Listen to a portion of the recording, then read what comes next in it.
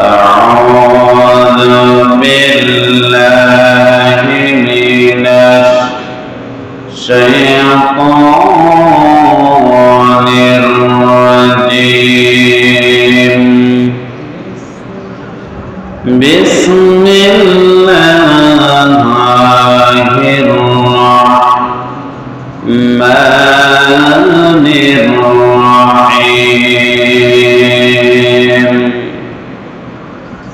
إنا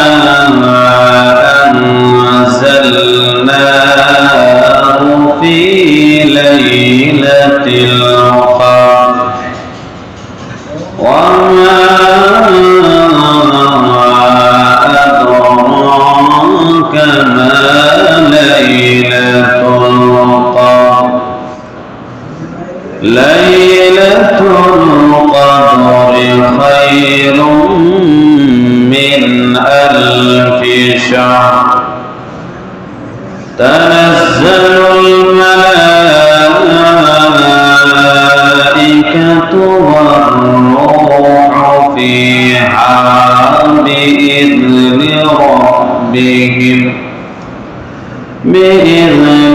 ربهم من كل أمر. سلام هي حتى مطلع الفجر. وقال رسول الله صلى الله عليه وسلم: ما قام ليلة القدر إيمانا واحتسابا غفر له ما تقدم من ذنبه. وقال رسول الله صلى الله عليه وسلم: اعتكاف فيه ما واحتسابا غفر له ما تقدم من ذنبه، أو كما قال عليه الصلاة والسلام. صدق الله العظيم وصدق رسوله النبي الكريم، ونحن على ذلك لمن الشاهدين والشاكرين والذاكرين، والحمد لله رب العالمين. إن الله وملائكته يصلون على النبي يا أيها الذين آمنوا صلوا عليه وسلموا تسليما. اللهم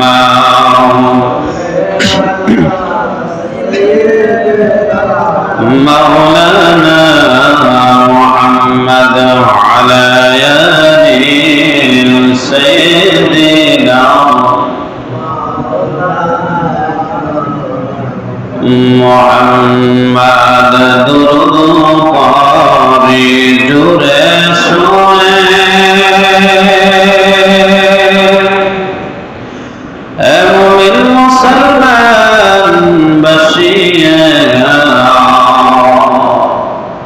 আমাদের দরদ সাজান নবীজি রোজা পাকে শুইয়া। আল্লাহুম্মা সাইয়্যিদিনা মাওলানা মুহাম্মদ ওয়া আলা আলিহি সাইয়্যিদিনা محمد صلى الله عليه وسلم. السلام عليكم ورحمة الله وبركاته.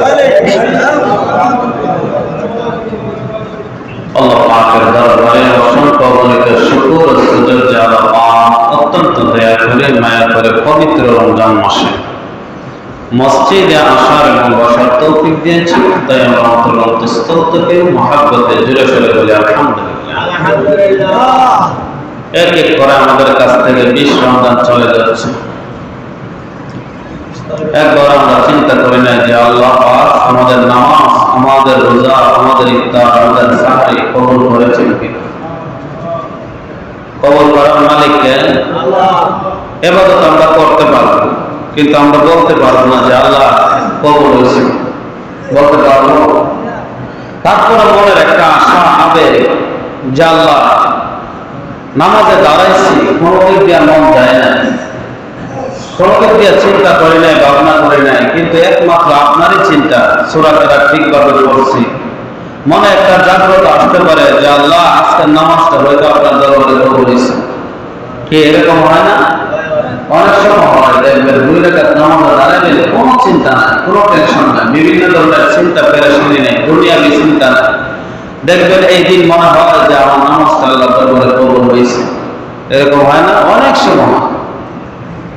তাহলে যদি মালিকের জন্য করে থাকি, মালিককে সন্তুষ্ট করার জন্য করে থাকি, তাহলে ওই মালিক আমাদের সালাত, আমাদের রোজা, আমাদের ইফতার, আমাদের সাহরি, কোরআন তেলাওয়াত প্রত্যেকটা ইবাদতকে কবুল করবে। যদি কার জন্য হয়? মালিকের জন্য। আল্লাহ পাক রমজান মাসে কয়েকটা ইবাদত বলছেন, যদি ওই ইবাদতগুলো করো আমি তোমাদের পূর্বের গুনাহগুলো মাফ করে দেব। সুবহানাল্লাহ। 1 নাম্বার আমি বলি, মান সামা রমাদান ঈমানান ওয়া ইহতিসাবান গুফিরা লাহু মা তাকাদ্দামা মিন যামবি। আল্লাহর নবী বিশ্বনবী রাহমাতুল লিল আলামিন জানিয়ে দিলেন, হে পৃথিবীর মানুষেরা শোনো, কোন ব্যক্তি যদি রমজান মাস পাইল, রমজান মাস পাওয়ার পর ঈমানের সাথে ওয়া ইহতিসাবান সওয়াবের আশা করে, মা গুফিরা লাহু মা তাকাদ্দামা মিন যামবি, 2টা জিনিস নিয়ে যদি সে রমজান মাসে রোজা রাখতে পারে, আমি আল্লাহ তার পূর্বের গুনাহগুলো মাফ করে দেই। কার কথা? রাসূলের কথা আল্লাহ জানিয়ে দিয়েছেন। 2 নম্বর আমার নবীকে জানিয়ে দিলেন, হে নবী শুনিয়া নেন, কোন ব্যক্তি যদি রাত্রির বেলা যদি ওই রাত্রিটা বলা হয়েছে তারাবির রাত, কিসের রাত? দিনের বেলা সিয়াম রাখলো, রাতের বেলা প্রভুর দরবারে দাঁড়ায়া দাঁড়ায়া একা একা নামাজ আদায় করলো অথবা নফল নামাজ আদায় করলো, ওই ব্যক্তির পূর্বের জীবনের গুনাহ আল্লাহ মাফ করে দেয়। কি করে দেয়? পূর্বের গুনাহ মাফ করে দেয়। 1 নম্বর কি? রোজা রাখলে। কি রাখলে? ঈমানের সাথে হতে হবে, সওয়াবের আশা রাখতে হবে। আল্লাহ বলেন, ঈমানের সাথে যদি হয়, সওয়াবের আশা যদি করো মালিকের দরবারে, আর যদি রোজা রাখো তোমাদের পূর্বের গুনাহ আমি আল্লাহ মাফ করে দেই। 2 নম্বর ঈমানের সাথে সওয়াবের আশা করিয়া যদি তারাবির রাত্রে, রমজান মাসে যদি রাত্রে দাঁড়ায় দাঁড়ায় মালিকের দরবারে সিজদা দিতে পারো, রুকু দিতে পারো, তাসবিহ তাহলিল করতে পারো, কোরআন তেলাওয়াত করতে পারো, আমার আল্লাহ বলেন তাতেও তোমাদের পূর্বের জীবনের গুনাহ মাফ করে দেওয়া হয়। কয় নম্বর আছে? 2 নম্বর। খেয়াল রাখবেন। 3 নম্বর আল্লাহর নবী বললেন, মান কামা লাইলাতুল কদরি ঈমানান ওয়া ইহতিসাবান গুফিরা লাহু মা তাকাদ্দামা মিন যামবি। কোন ব্যক্তি যদি লাইলাতুল কদরের রাতে, কিসের রাতে? সবাই তো ঘুমায় না, কি রাতে? লাইলাতুল কদরের রাতে যদি ঈমানের সাথে, যদি সওয়াবের আশায় যদি কোন ব্যক্তি লাইলাতুল কদরের রাতে ইবাদত করতে পারে, আমার আল্লাহ নবীকে জানিয়ে দিলেন, ঈমানের সাথে সওয়াবের আশায় যদি ইবাদত করতে পারে, তাতেও আমার আল্লাহ তার সমস্ত পিছনের গুনাহ মাফ করে দেয়। কার কথা? আল্লাহ পাক রব্বুল আলামিন জানেন। 4 নাম্বার আল্লাহর নবী বললেন, ইতিকাফ ঈমানান ওয়া ইহতিসাবান গুফিরা লাহু মা তাকাদ্দামা মিন যামবি। কোন ব্যক্তি যদি রমজানের শেষ দশকে ইতিকাফ করে, কি কাজ? ইতিকাফ করে, ওই বান্দা যদি ঈমানের সাথে সওয়াবের আশায় যদি ইতিকাফ করতে পারে, আমার নবী জানিয়ে দিলেন, হে পৃথিবীর মানুষেরা শুনো, আমি আল্লাহ সুবহানাহু ওয়া তাআলা তার পূর্বের জীবনের গুনাহ মাফ করে দিব। কি করলে? পাচ্ছে না। কি করলে? ইতিকাফ করলে। তাহলে ইতিকাফ করলে লাভ আছে না নাই? এক সাহাবী আল্লাহর নবীর দরবারে গিয়া বলতেছেন, ইয়া রাসূলুল্লাহ, ইয়া হাবিবাল্লাহ, আপনি তো মদিনা শরীফে আসার পর থেকে একদিনও ইতিকাফ ছাড়েন নাই। একদিনও কি? এক রমজানও কি করেন নাই? ইতিকাফ ছাড়েন নাই। ইতিকাফের মধ্যে কি ফজিলত রয়েছে?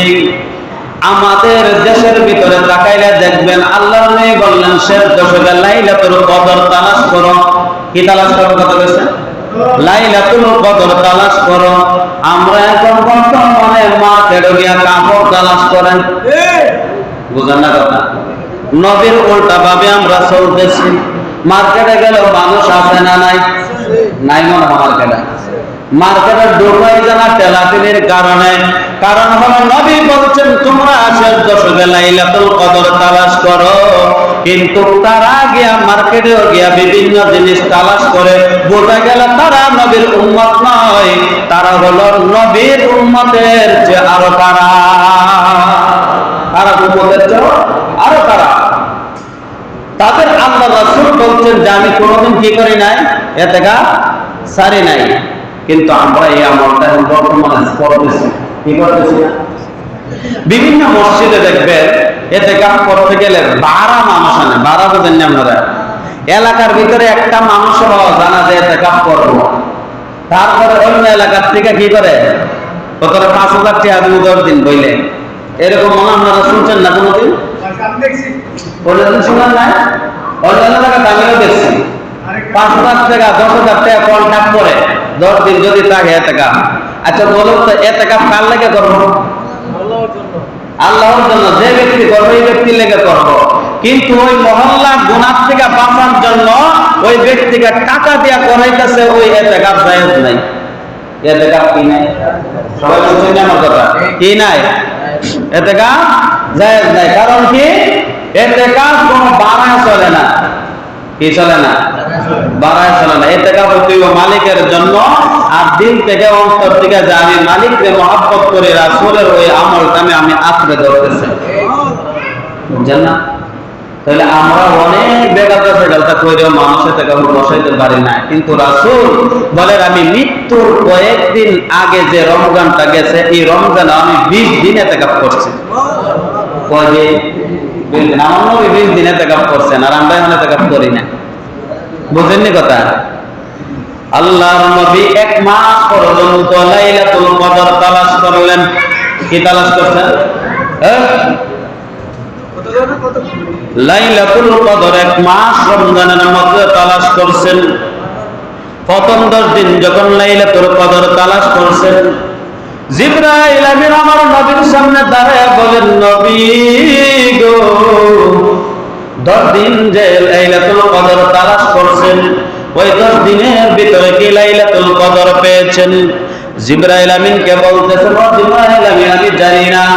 হযরত জিবরাইল আমিন ডাক দেয়া বললেন, নবী গো, ওই 10 দিনের প্রথম 10 দিনের ভিতরে লাইলাতুল কদর আপনি পান নাই। আল্লাহর নবী বললেন, এরপরে আমি এরপরের 10 দিনের মধ্যের 10 দিন আমি তালাশ করতে লাগলাম। 1 দিন 2 দিন 3 দিন 4 দিন 10 দিন অতিবাহিত হয়ে গেছে। কয়দিন হয়েছে? 20 দিন। কয়দিন? 20 দিন অতিবাহিত হয়ে গেছে। জিবরাইল আমিন আসমান থেকে নাইমা বলেন, ও নবী জানিয়া নেন, আপনি 20 দিন তালাশ করছেন, ওই মধ্যের 10 দিনের ভিতরে কি আপনি পেয়েছেন? আল্লাহর নবী বললেন, আমি জানি না। জিবরাইল আমিন বললেন, ওই 10 দিনের ভিতরে লাইলাতুল কদর পান নাই। সবাই আমাদের খেয়াল করেন, লাইলাতুল কদর কি মধ্যের 10 দিন পান নাই। আল্লাহর নবী বললেন, আমি যখন লাইলাতুল কদর যখন শেষের দশকে আমি শুরু করলাম, আল্লাহর নবীকে বললেন জিবরাইল আমিন, ও নবী গো, ওই শেষের 10 দিনে অবশ্যই অবশ্যই লাইলাতুল কদর পাবে। কার কথা? জিবরাইল আমিনের কথা। কার কথা? জিবরাইল আমিন আল্লাহর অর্ডার ছাড়া কোনো কথা বলেন না। আল্লাহর অর্ডার ছাড়া নবীর কাছেও আসেন না, কোন ধরনের ওহী নিয়েও আসেন না। লাইলাতুল কদর বলেন তো কোন দশকে? শেষ দশকে। বুখারী শরীফের মধ্যে আছে, 2000-এর পরের যত হাদিস আছে সবগুলা হলো লাইলাতুল কদরের বিষয়ে। বুখারী শরীফের 2000-এর উপরে হাদিসের মধ্যে আছে আল্লাহর নবী বিশ্বনবী রাহমাতুল লিল আলামিন উম্মতদেরকে জানিয়ে দিলেন, হে উম্মতের দল শুনিয়া নাও, লাইলাতুল কদর যদি তালাশ করতে হয় তাহলে তোমরা শেষের দশকে প্রত্যেকটা রাত তোমরা লাইলাতুল কদর তালাশ করো। কি রাত্রে? লাইলাতুল দশকের প্রতি রাত্রে। কি রাত্রে? প্রতি রাত্রে। বোঝা গেল 10 দিন রাত্রে ইবাদত করতে হবে। তারপরে হাদিসের মধ্যে আছে আল্লাহর নবী বললেন, হে উম্মতের দল শুনিয়া নাও, তোমরা যদি লাইলাতুল কদর পেতে চাও তাহলে লাইলাতুল কদর যদি অবশ্যই নিশ্চয়ই পেতে চাও তাহলে শেষের দশকের বেজর রাত্রিগুলো তোমরা ইবাদত করিও। কি করার জন্য? কি রাত্রে? বেজর রাত্রি। অন্য হাদিসের মধ্যে আছে 21তম রজনীয় হতে পারে, 23তম রজনীয় হতে পারে, 25তম রজনীয় হতে পারে, 27তম রজনীয় হতে পারে, 29তম রজনীয় হতে পারে, কিন্তু তোমরা ইবাদত বন্ধ করিও না। সারা রাত্রি আল্লাহর দরবারে ইবাদত করবা, নামাজ পড়বা, তাসবিহ তাহলিল করবা, কোরআন তেলাওয়াত করবা, নফল যত ধরনের ইবাদত আছে, মানুষের কাছে সদকা জারিয়া দিবা, টাকা দান করবা, সদকা করবা। কারণ হলো ওই রাত্রি যদি একটা টাকা আল্লাহর নামে দিতে পারো, ওইটা যদি সব লাইলাতুল কদর হয়ে যায় 83 বছর 4 মাসের সব এক বান্দার আমল নামায় ঢুকে যাবে। কয় মাস? 83 বছর 4 মাসের। আসুন আমরা কোরআনের মধ্যে যাই। আল্লাহ পাক রব্বুল আলামিন জানিয়ে দিলেন, ইন্না আনজালনাহু ফি লাইলাতিল কদর। আল্লাহ পাক রব্বুল আলামিন জানিয়ে দিলেন, নিশ্চয় নিশ্চয় ওই রাত্রিটা হলো লাইলাতুল কদর, যে রাতে আমি কোরআন নাজিল করছি। কি নাজিল করছি? কোরআন। ওই রাত্রিটা হলো লাইলাতুল কদরের রাত। কিসের রাত? ওয়া মা আদরাকা মা লাইলাতুল কদর। তোমাদেরকে কে জানাবে লাইলাতুল কদরের রাত্রি কি? তোমাদেরকে কে বলবে লাইলাতুল কদরের রাত কি? তারপরে আমার আল্লাহ জানিয়ে দিলেন, লাইলাতুল কদরি খায়রুম মিন আলফি শাহর। ওই লাইলাতুল কদরের রাত্রি হলো 1000 মাসের চেয়ে উত্তম। কি মাসের চেয়ে? 1000 মাসের চেয়ে উত্তম। হাজার হাজার মাস যদি 1000 মাস যদি একত্রিত করেন তাহলে 83 বছর 4 মাসের সমান হয়। কেন কয়জন আছে 83 বছর? এক রাত্রে ইবাদত করলে 83 বছর 4 মাসের সব আল্লাহ অ্যাকাউন্টে ঢুকায় দেয়। সব আছে না নাই? তারপরে আল্লাহ বলেন, তানাজ্জালুল মালাইকাতু ওয়ার-রূহু ফিহা বিইذনি রাব্বিহিম মিন কুল্লি আমরিন সালামুন হিয়া হাত্তা মাতলাইল ফাজর। মালাইকাতি ফেরেশতা জমিনের মধ্যে আল্লাহ অবতরণ করেন। এমনকি রূহ, যে রূহগুলো আছে ওই রূহগুলোকে আমার আল্লাহ বলেন তাদের বাক্যগুলো পরিবর্তন করিয়া দাও, সালাম তাদেরকে শান্তি বর্ষিত করিয়া দাও, হাত্তা মাতলাইল ফাজর, এবং তাদেরকে বলুন ফজর পর্যন্ত তাদের ভাগ্য নির্ধারিত করা হয়। কি পর্যন্ত? ফজর পর্যন্ত। এই যে আমরা যে 27 রাত একটা লাইলাতুল কদরের রাত্রে একটা ইয়ে করি না, বেশিরভাগ বাংলাদেশে বল, ইন্ডিয়া বল, পাকিস্তান বল, বেশিরভাগ 27 রাত্রে বেশি ইবাদত করে। কি করে? কারণ হলো 27 রাতে জোর বেশি। হাদিস দুইটা আছে। কয়টা? দুইটা।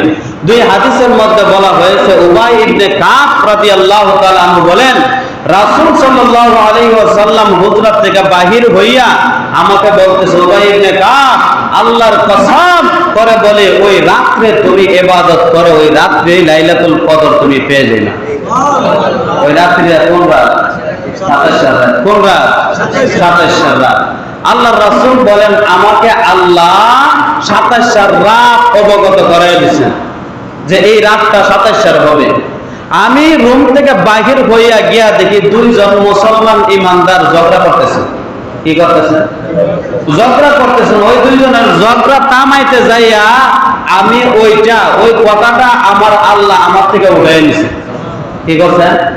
উঠাই নিছেন। নেওয়ার পরে আল্লাহ রাসূল বলেন আমার এটা মনে নাই, কিন্তু উম্মত শুনে রাখো, তোমরা যদি ওই শেষ দশকে যদি লাইলাতুল কদর তালাশ করো, উঠাই নেওয়ার কারণ হলো তোমরা যেন বেশি বেশি ইবাদত করতে পারো।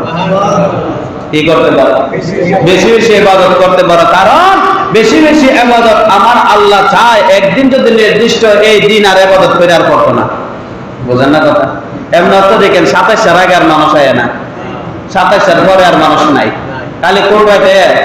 27 রাত। তাহলে 27 রাতের শুরু কথা হয়েছে না শেষ দশকে? বুঝেন না? শেষ দশকে যত রাত্রি আছে, যত দিন আছে, ওইগুলো হলো লাইলাতুল কদর তালাশ করার রাত। কিন্তু শুধু 27 না, শুধু কি না? আমরা দেখবেন 27 রাত যদিও বিরানি না করেন, যদিও তাবারক না করেন, তারপরে দেখবেন এই রাত্রে আইব 1 বছরের গুনাহ মাফ করাইতো। বুঝেন না? কয় বছরে? 1 বছরের গুনাহ মাফ করাইতো। এরকম কমাল ঘোরা নাই, আসেনি? তাহলে রমজান মাস আমরা পাই আল্লাহ রাসূল সাল্লাল্লাহু আলাইহি ওয়াসাল্লাম বলেন মিম্বরের উপরে উঠছে। হাদিসটা আমি বলছি, আর কোন জায়গা করছে? মিম্বরের উপরে উঠছেন। শুধু এটা বলে মিম্বরের উপরে উঠছেন। ওটার পরে সকল সাহাবীরা তাকায় রয়েছেন রাসূলের দিকে। মিম্বরের উপরে ওঠার সাথে সাথে আল্লাহ রাসূল বলছেন আমিন। কি বলছেন? আমিন, আমিন। সকল সাহাবীরা বলতেছে যতদিন মিম্বরের উপরে ওঠেন, শুক্রবার জুম্মার সময় খুতবা দিতে, কোনদিন আমিন বলেন নাই, আজকে আমিন বললেন কেন? সকল সাহাবীরা যখন বললেন, আল্লাহ রাসূল বলতেছেন কেন বলছি জানো? যারা রমজান মাস পাইলো, ওই রমজান মাস পাওয়ার পরে তার জিন্দেগীর গুনাহ মাফ করাইতে পারলো না, ওই ব্যক্তির মতো কপাল পোড়া, এই ব্যক্তির মতো অসভ্য, এই ব্যক্তির মতো কুলাঙ্গার আর এই দুনিয়াতে আর একটাও হতে পারে না। কারণ কি? সে রমজান মাস পায়ও এই সুযোগ সে আচ্ছাড়া করছে।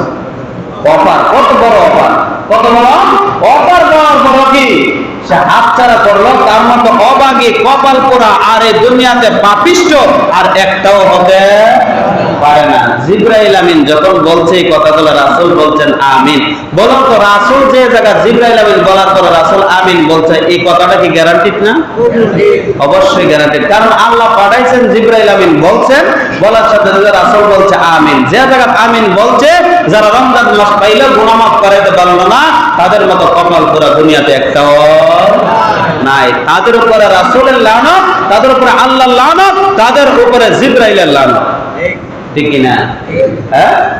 তাহলে রমজান মাস পাওয়ার পরে অনেকে আছে রোজা রাখে না, কামের সোটা দেয়, কাজের সোটা দেয় কিনা? আমাদের এলাকাতে মনে হয় নাই কিছু 1 ঘন্টা কাজ করবো, কয় ঘন্টা? যদি জিজ্ঞেস করে না রোজা নেই না, যে কাজ করে রোজার সম্ভব। আচ্ছা বলুন তো, 11 মাস কাজ করেন, অন্তত পক্ষে হালকা পাতলা রমজান মাসে কাজ করেন, যেটা আল্লাহর হুকুম মানতে পারেন। কি করতে পারেন? হুকুমটা আদায় করতে পারেন। কারণ রমজান মাস আবার 11 মাস পরে আইব, আপনি দুনিয়াতে থাকবেন কিনা এটার কোনো গ্যারান্টি আছে? তারপরে রমজান মাস পাইয়া গুনাহ মাফ করানোর দরকার আছে না নাই? হ্যাঁ? আল্লাহ রাসূল বুখারী শরীফের মধ্যে আছে 6087 নম্বর হাদিসের মধ্যে একজন সাহাবী আল্লাহ রাসূলের দরবারে আইছে। কয়জন সাহাবী? একজন। আয়া বলতেছে, ইয়া রাসূলুল্লাহ, ইয়া হাবিবাল্লাহ, ও নবী, আমি তো বড় অন্যায় কাজ করে ফেলেছি, আমি শেষ। আল্লাহ নবী বললেন কি?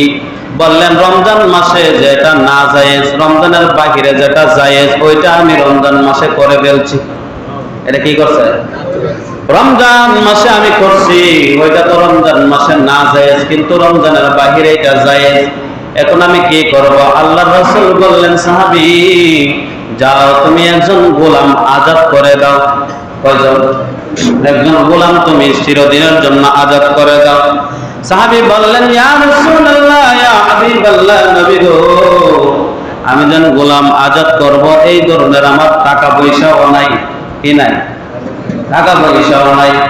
তখন আল্লাহর নবী বললেন, যদি তা না থাকে তাহলে তুমি 40 দিন রোজা রাখো। কয়দিন? 60 দিন। কয়দিন? 60 দিন তুমি রোজা রাখো। সাহাবী বললেন 60 দিন রোজা রাখার মতো আমার সামর্থ্য নাই, আমার টাকা পয়সাও নাই, আমি রোজা দিন রাখবো এটা আমি সহ্য করতে পারবো না। আল্লাহর নবী বললেন যাও 60 জন মিসকিন অসহায় মানুষদেরকে তুমি খাবার খাও। কয়জন রে? একটা রোজা ভাঙলে, কি ভাঙলে?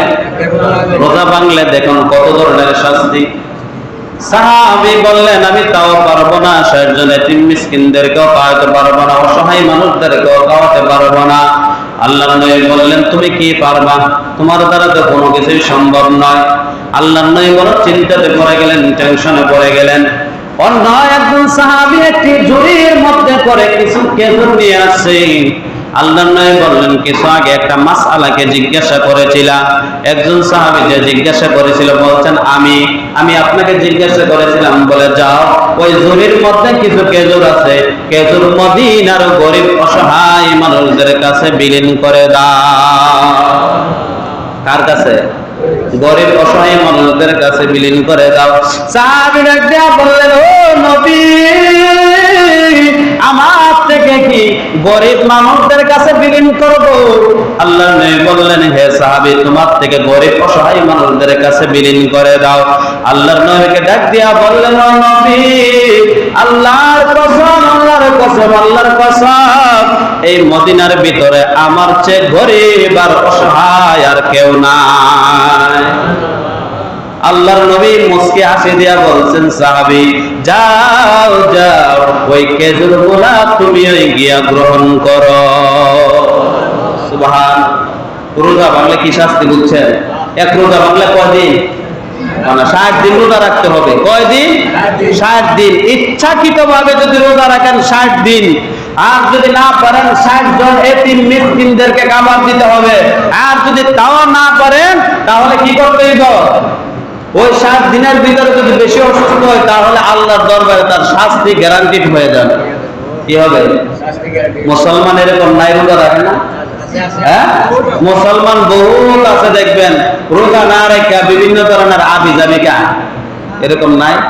হ্যাঁ, রোজা রাখতে পারে না। এত বড় বেটা 60 বছর 50 বছর হয়েছে রোজা বলে রাখতে পারে না।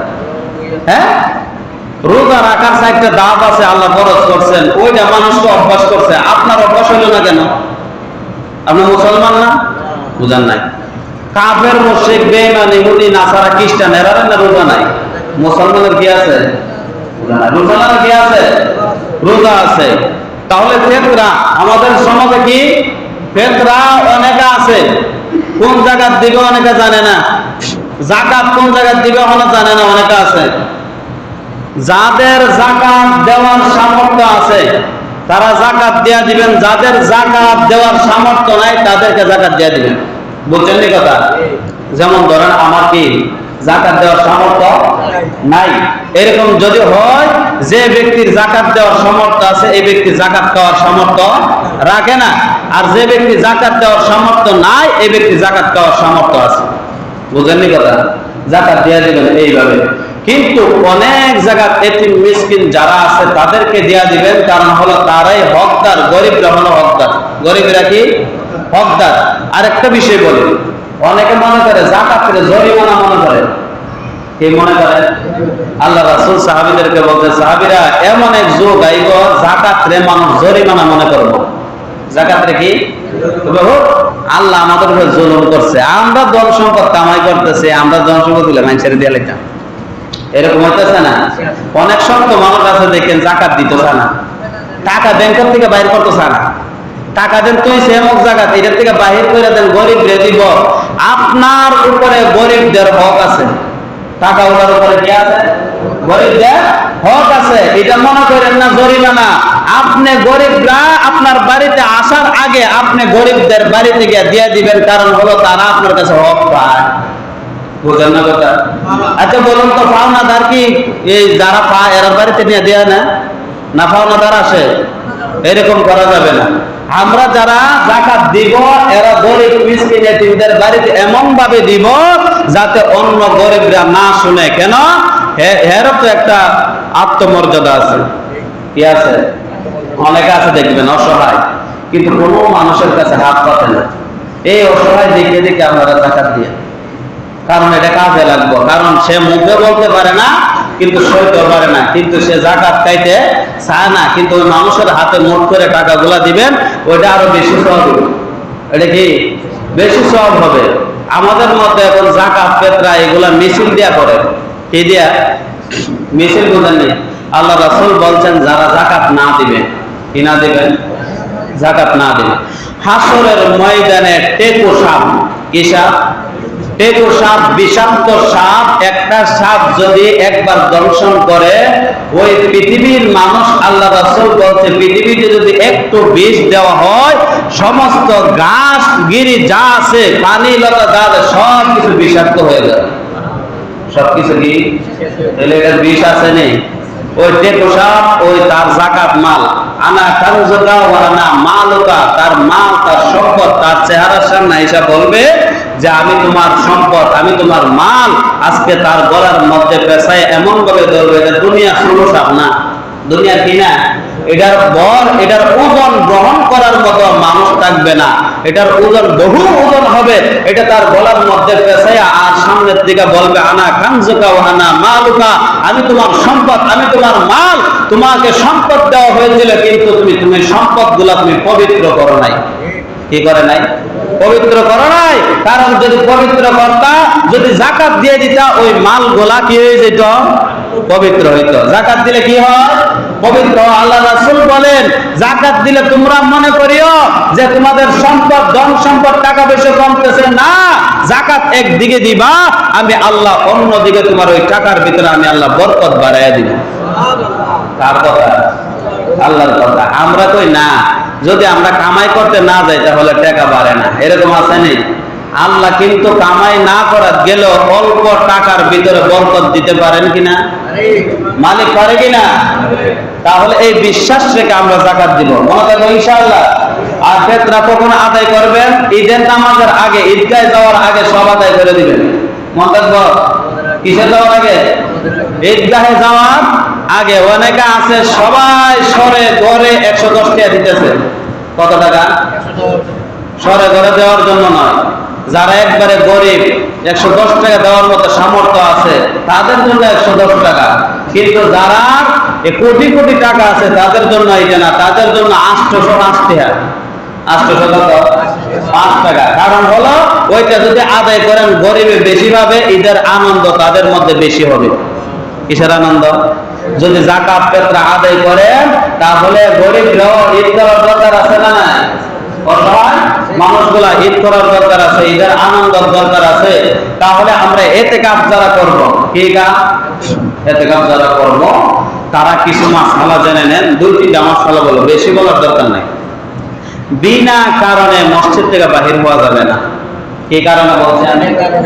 প্রস্রাব পায়খানা ব্যতীত মসজিদ থেকে বাহির হওয়া, ওযু প্রস্রাব পায়খানা এইগুলা ব্যতীত মসজিদ থেকে কি করা যাবে না। বলে হুজুর মাঠটা একটু ঝাড়ু দিয়াই, মাঠটা কি আপনার এনে কইছে মাঠ ঝাড়ু দিতেন, এতে কাবো বইয়া এটি কেটে আইছে গত বছর না এর আগের বছর মনে এরকম হয়েছে। ওই কেন বয়া বয়া গাছের কোনাত বয়া বয়া আরেক বেলার গিবত করে, ওই এর গিবত করে, কইরে কইরে এতে কাপ করে তারা। এই এতে কাপ আল্লাহর দরবারে কবুল হইতো না। মসজিদের বারিন্দার বাহিরে গেলে এতে কাপ শেষ। বুঝলেন কথা? 2 নম্বর হলো আমরা মসজিদে এতেকাফে বৈশা কোন ধরনের দুনিয়াবি কথা বলা না, দুনিয়াবি কথা বলা যাবে না। 3 জনে একটানা বলে দুনিয়ার যত কথা আছে সব শুরু করে, এরকম আছে না? এগুলা বন্ধ করে দিবেন।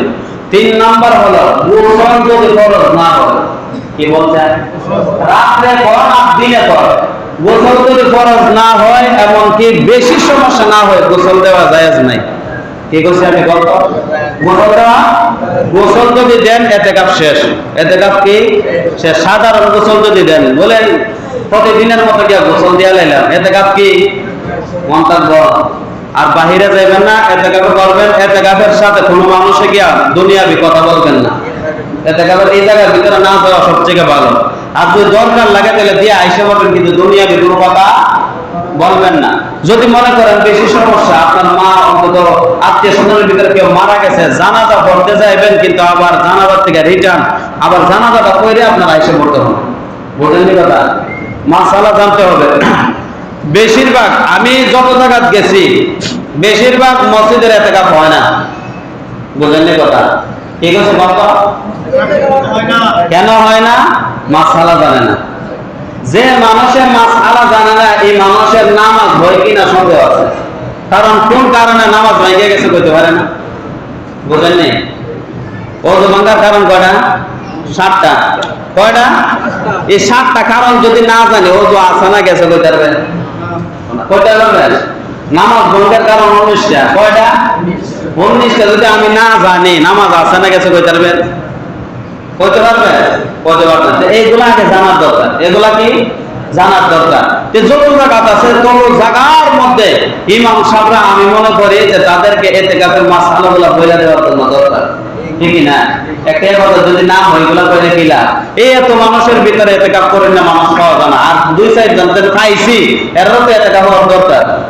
ইতিকাফটা হওয়ার দরকার। কিন্তু সবাই যদি করতেন আর মাসআলা কইয়া দিতাম যদি 2-3 জন ভাঙ্গা যদি এক কথা আছে এখানে 3 জন 4 জন বলে 4 জনের যদি ইতিকাফ নাও সবাই গুনাহগার হইব। সবাইকে আল্লাহ যেন আমাদের সবাইকে বোঝার মতো তৌফিক